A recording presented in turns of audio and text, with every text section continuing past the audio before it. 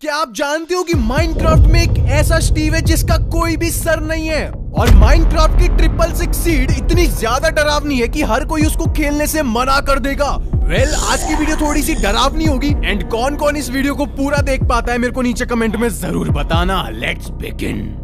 079 एक ऐसी सीड है जिसमें क्लेम करा जाता है कि यहाँ पर एक जाइंट स्टीव रहता है एंड पहली बार इस सीड में जाइंट स्टीव को तरुण नाम के बंदे ने देखा था। यस, ये एक इंडियन प्लेयर है। सो तरुण का ये कहना है जब भी वो काम से लौटकर अपने घर आता था तो उसको हमेशा उसका घर टूटा मिलता था एंड इसमें वियर्ड चीज ये है क्योंकि तरुण के अलावा इस वर्ल्ड में और कोई भी नहीं रहता है। एंड तरुण ने जब अपने घर के पीछे थोड़ी बहुत एक्सप्लोरेशन करी तो वो ये देखकर हैरान हो गया कि पीछे एक बहुत बड़े बड़े पैरों के निशान बने हुए हैं जो कि डायरेक्ट जंगल में जाते हैं। सो मैंने बिना देरी करे 079 वाली सीड को खेलना शुरू कर दिया और ये है तरुण का घर जो अभी भी टूटी हुई हालत में है। एंड हम घर के पीछे जाएंगे तो जरा देखो कितने बड़े बड़े पैरों के निशान हैं एंड इसी के साथ साथ जंगल के अंदर मेरे को काफी सारी खून की बूंदें भी दिखती हैं और यहाँ पर भी काफी बड़े बड़े पैर के निशान हैं। तो सबसे पहले मैंने एक काम करा, जो तरुण का घर टूटा हुआ पड़ा था मैं उसको रिपेयर करना स्टार्ट कर देता हूँ। इससे पता लगेगा कि भाई तरुण कितना सच बोल रहा था और ये घर खुद ब खुद टूट जाता है क्या। ओके, तो ये फिलहाल रिपेयर हो चुका है और अभी ना मैं जंगल के अंदर जा रहा हूँ। देखते हैं वापस आने पर हमको ये घर टूटा हुआ मिलेगा भी। एंड सब चीज छोड़ो भाई, जंगल में इतने बड़े बड़े पैरों के निशान हर जगह बने हुए हैं और काफी सारे पेड़ की लकड़ियां भी टूटी पड़ी हैं। एंड जैसे हम आगे जाए,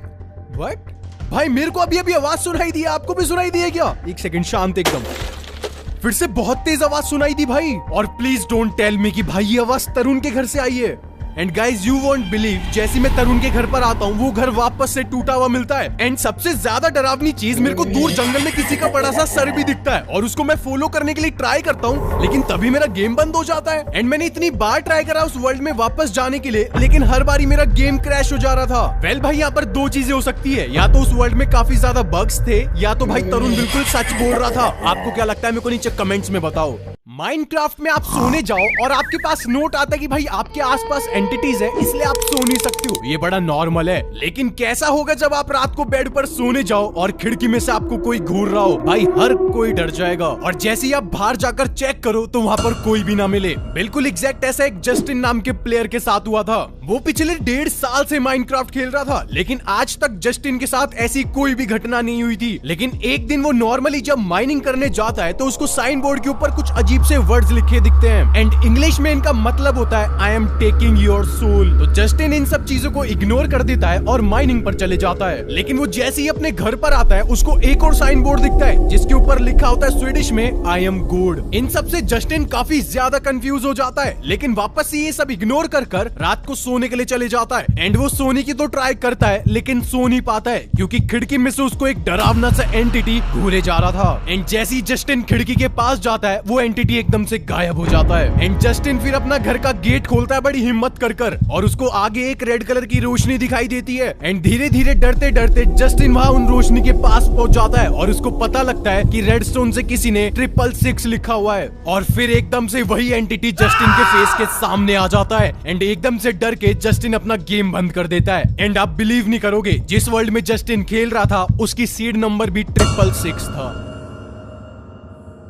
माइनक्राफ्ट के अंदर हमको काफी तरीके के सर देखने को मिलते हैं, जैसे हमारा एंडर ड्रैगन का हेड, विदर स्केलेटन का भी हेड मिलता है और तो यहाँ पर हमारे स्टीव का भी हेड है। लेकिन क्या आप जानते हो कि एक ऐसा एंटिटी है जिसका कोई भी सर नहीं है और उसको हेडलेस स्टीव बुलाते हैं। और सबसे ज्यादा खतरनाक बात, ये हेडलेस स्टीव जब भी किसी से मिलता है तो उसको मारने की ट्राई करता है इस होप में कि वो उसका हेड अपने ऊपर लगा लेगा। और इस हेडलेस स्टीव ने काफी सारे विलेजर्स को मार डाला था एक दिन और हर जगह पर विलेजर्स के हेड पड़े हुए थे। और कभी कभार तो ये भी कहा जाता है अगर आपको इधर उधर मॉब के हेड्स पड़े हुए मिले तो उस जगह से भाग जाना ही ज्यादा बेटर होता है। तो ये स्टोरी है एक ऐसे स्टीव की जो नॉर्मली अपने वर्ल्ड में खेला करता था लेकिन एक दिन इलेजर्स ने अपने मैजिक के लिए स्टीव को अपने केज में बंद कर दिया था। और आप लोग यकीन नहीं करोगे, उन इलेजर्स ने स्टोन कटर से उस स्टीव का हेड काट दिया था और उस हेड को ले जाकर वो इलेजर्स उस हेड के ऊपर मैजिक करा करते थे। लेकिन हैरान करने वाली बात ये है, जिस स्टीव का उन्होंने हेड काटा था वो मरने की बजाय अभी भी जिंदा था। जैसे स्नेक का हेड कटने के बाद थोड़ी देर तक स्नेक जिंदा रहता है, ऐसी वो स्टीव भी जिंदा था और उसके हेड कटने से वो इतना ज्यादा गुस्सा हो जाता है वो आसपास के प्लेयर्स को मारना शुरू कर देता है और उनका हेड लेने की कोशिश करता है। और इसलिए हमको कहीं कहीं जगह जगह पर ये प्लेयर हेड्स और मॉब हेड्स देखने को मिलते हैं। अगर एक ज़ॉम्बी विलेजर को काट लेता है तो वो ज़ॉम्बीफाइड विलेजर बन जाता है, लेकिन माइनक्राफ्ट के अंदर एक ऐसा विलेजर है जिसको ज़ॉम्बी ने काटा तो जरूर था, लेकिन वो विलेजर एक अलग ही एंटिटी बन जाता है। अगर हम सीड की जगह क्रश्ड विलेजर डालकर उस वर्ल्ड में अंदर जाते हैं तो वहाँ पर एक ऐसा विलेजर मिलता है जो बाकी विलेजर से काफी ज्यादा अलग होता है। एंड काफी प्लेयर्स ने ये क्लेम करा है कि वो विलेजर चुपचाप से आकर आपके घर में छुप जाता है और काफी प्लेयर्स को पता भी नहीं लगता। एंड घर में छुप कर वो आपको मारने की प्लानिंग कर रहा होता है। और तो और आप बिलीव नहीं करोगे, कई प्लेयर्स का ये भी कहना है कि सुबह उठने के बाद उनके हाथ या पैरों पर स्क्रैच के निशान भी देखे गए हैं। तो मैंने भी कर्स्ड विलेजर वाली सीड को जल्दी से खेलना शुरू कर दिया और इस टाइम पे मैं एक विलेज में हूँ जहाँ पर हर कोई विलेजर बड़ा ही नॉर्मल लग रहा है। एंड मैंने हर विलेजर को चेक करा, मेरे को कोई भी विलेजर बिल्कुल अलग नहीं दिखा है। और यहाँ पर रात बहुत ज्यादा हो चुकी थी, इसलिए मैं एक विलेजर के घर में जाकर सो जाता हूँ। लेकिन भाई आप बिलीव नहीं करोगे, जैसे ही मैं सुबह उठता हूँ तो मेरे हाथों पर और पैरों पर किसी ने अपने नाखून के निशान मार रखे होते हैं। विलेजर तो देखने को नहीं मिला, लेकिन मैं इतना समझ गया कि भाई इस विलेज के अंदर कुछ ना कुछ तो गड़बड़ जरूर है।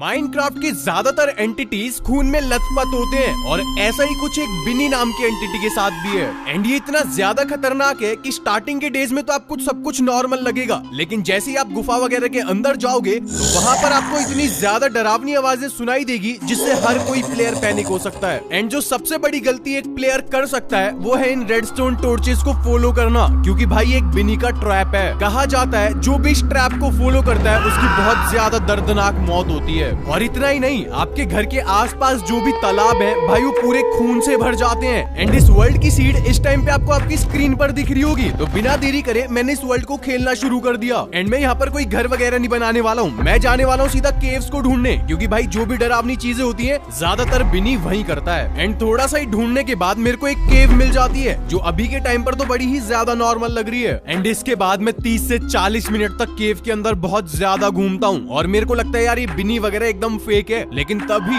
मेरे को एक बहुत ज्यादा डरावनी आवाज सुनाई देती है। और पहले तो मेरे को लगा कि भाई ये नॉर्मल एक केव साउंड है, लेकिन वापस सुनाई देने पर पता लग जाता कि भाई ये केव साउंड से काफी ज्यादा अलग है। एंड गाइस मैं बिल्कुल अंदर नहीं जाना चाहता हूँ, क्योंकि मैं नहीं चाहता यार फिर से मेरा गेम क्रैश हो जाए। एंड गुफा से आगे निकलने के बाद मेरे को एक ऐसी चीज दिखती है जिसको देखकर मेरे रोंगटे खड़े हो गए थे। भाई वही तालाब जो पूरा खून से भरा पड़ा है। एंड यहीं पर मैं कर देता हूँ एक बहुत ज्यादा बड़ी गलती। भाई मैं उस तालाब के अंदर चले जाता हूँ और चीजें चेक करने के लिए। उस टाइम तक तो सब कुछ नॉर्मल था, लेकिन 5-10 मिनट बाद मेरे पैरों पर बड़ी ही अजीब सी एलर्जी हो गई थी। देखो भाई पूरे कैसे रेड रेड डॉट्स हो गए हैं और हर सेकंड मेरे ऊपर पॉइजन का इफेक्ट हो रहा था, जिससे कि भाई मेरी हेल्थ कम होती गई और मेरा प्लेयर वहीं पर मर गया। तो मानना पड़ेगा भाई माइनक्राफ्ट में कुछ सीड सच में बहुत ज्यादा कर्स्ड होती हैं। और जब मैंने रिकॉर्डिंग को वापस से चेक करा तो मेरे को पता लगता है कि उस वर्ल्ड में मैं अकेला नहीं था। जरा पीछे की साइड देखो, दिखा आपको भाई बिन्नी खड़ा हुआ है पीछे। जिस टाइम पे मैं वर्ल्ड को खेल रहा था उस टाइम मेरे को बिल्कुल महसूस नहीं हुआ कि मेरे साथ में और कोई भी है, लेकिन इस टाइम पर हम बिन्नी को बिल्कुल साफ साफ देख सकते हैं।